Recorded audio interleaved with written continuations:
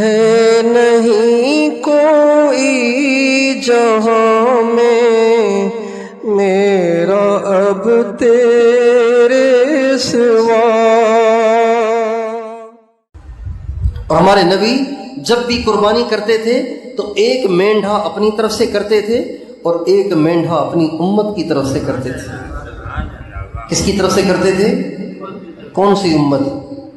صحابہ، اہل بیت، آپ جتنے آپ بیٹھے ہیں نا، آپ سب، میں، میری ماں، میرا باپ، میرے بچے، میرے نواسے اور میرا سارا گھر، سارا خاندان، ساری دنیا میں جتنے مسلمان تھے، ہیں اور ہوں گے، ان سب کی طرف سے حضور ایک قربانی کیا کرتے تھے۔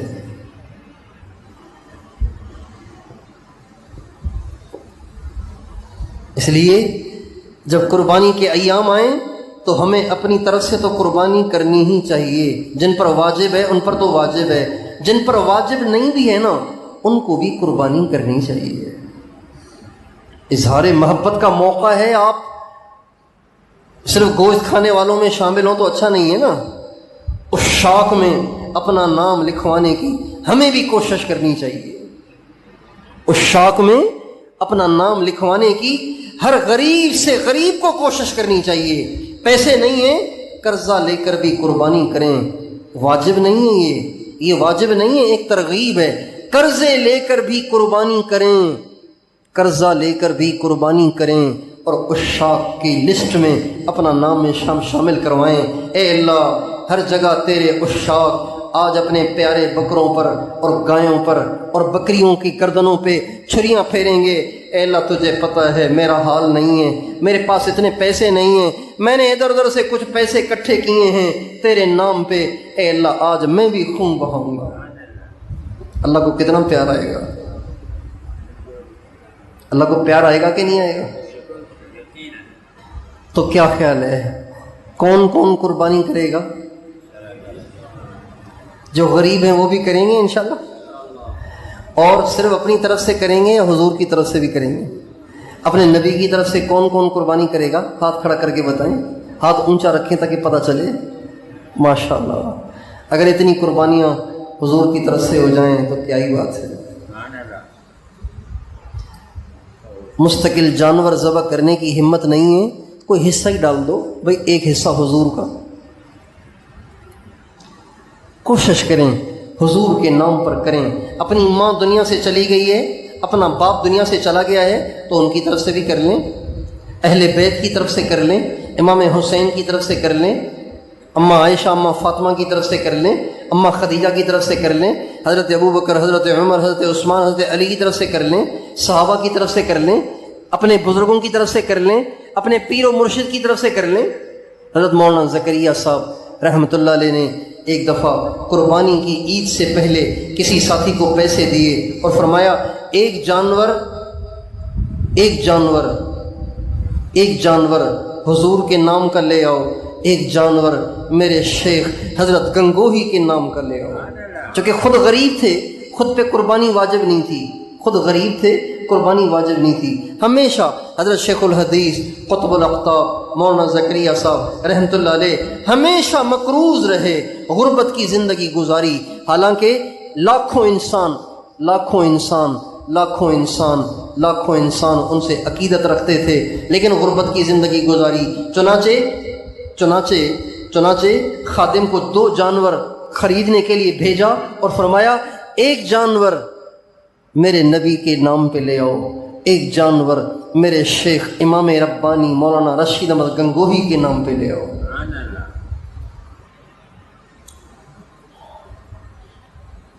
آج مجھے مکہ معظمہ سے ایک ساتھی نے فون کیا تو کہا کہ اگر آپ اجازت دیں تو آپ کے نام پہ میں قربانی کر لوں۔ میں نے کہا یار مہربانی ہوگی، آپ بے شک کر لیں۔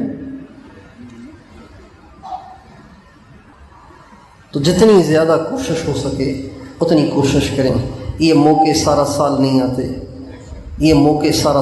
آتے، اپنی طرف سے کر سکتے ہیں، اپنی طرف سے واجب ہے تو ضرور کریں، اور اللہ تعالیٰ توفیق دے تو ایک قربانی سرکار دو عالم صلی اللہ علیہ وسلم کی طرف سے کر لیں، اور ایک قربانی دوسرے حضرات کی طرف سے کر لیں، جس میں آپ کے ماں باپ بھی ہوں، بے شک اپنے شیخ ہوں اور اپنے سلسلے کے سارے مشائخ ہوں،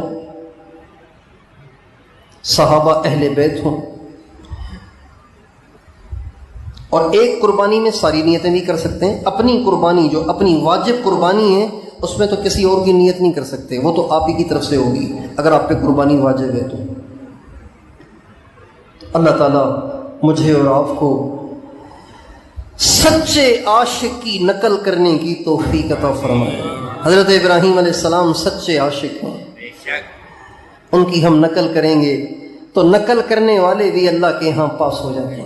دنیا میں نقل کرنے والے فیل ہو جاتے ہیں، لیکن اللہ کے ہاں نقل کرنے والے پاس ہو جاتے ہیں۔ جو نبیوں کی نقل کرتے ہیں، اہل بیت کی نقل کرتے ہیں، صحابہ کی نقل کرتے ہیں، اللہ پاک قیامت کے دن ان کو بھی انبیاء، اہل بیت اور صحابہ کے ساتھ اٹھائے گا۔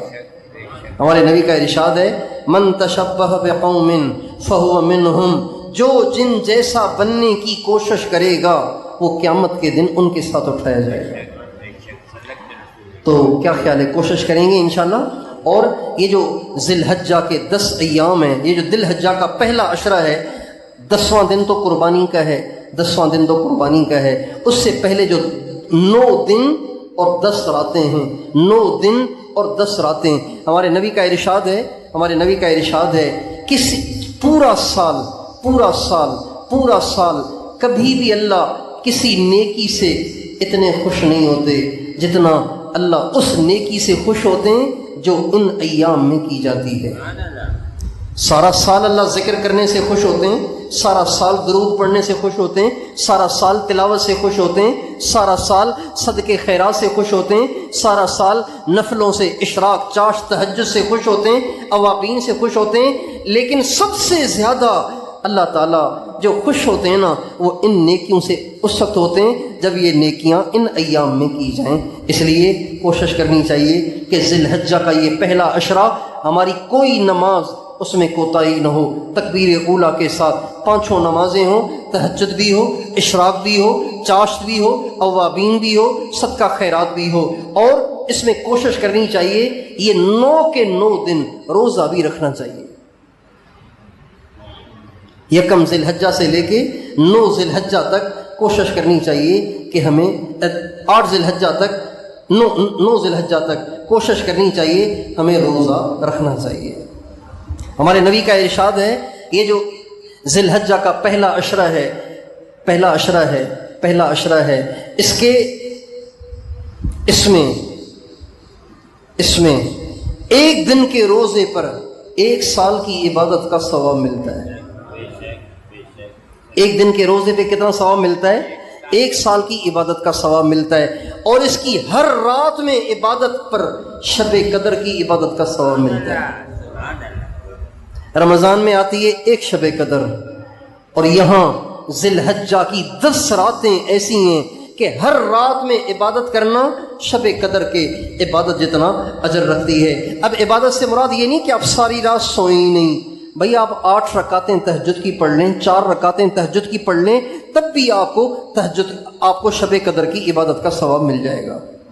لیکن اس کی کوشش ہو کہ ان راتوں میں ہماری تہجد چھوٹنی نہیں چاہیے۔